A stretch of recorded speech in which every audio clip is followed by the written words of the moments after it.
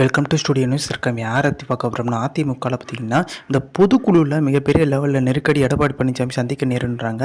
So OPS பார்த்திங்கன்னா இணைக்கின்ற ஒரு நெருக்கடி உருவாகுன்றாங்க. ஏன்னா ஓபிஎஸ் வாக்குகள் பார்த்திங்கன்னா தென் மாவட்டங்கள் அடர்த்தியாக இருக்காங்க. ஸோ ஓபிஎஸ் இப்போ கட்சியில் விஜயை வச்சு பார்த்திங்கன்னா அந்த வாக்களை வாங்கிடலாம்ன்ற எண்ணத்தில் இருந்தார். விஜயும் கூட்டணி இல்லைன்றதை உறுதிப்படுத்திட்டார். ஸோ இப்போ எடப்பாடி பழனிசாமிக்கு மிகப்பெரிய சிக்கல் வர ஆரம்பிச்சிச்சு. கல ஆய்வில் அங்கங்கே பார்த்திங்கன்னா அடிதடி தான் போயிட்டுருக்கு. ஸோ எடப்பாடி பழனிசாமி இந்த பொதுக்குழுவில் மிகப்பெரிய நெருக்கடி சந்திக்க வாய்ப்பு இருக்கதா இதனால தான் சொல்கிறாங்க. ஓபிஎஸ் சசிகலா இணைக்கணும். இந்த இரட்டை இலை சின்னம் பார்த்திங்கன்னா முடங்கிறதுக்கான வாய்ப்பு இருக்குன்ற ஒரு சூழ்நிலை. அந்த வழக்குனால தான் நிறைய வழக்கு நிலுவைகளை தான் இந்த முடங்கிறதுக்கான வாய்ப்பு இருக்க மாதிரி விஷயம் போயிட்டுருக்காங்க.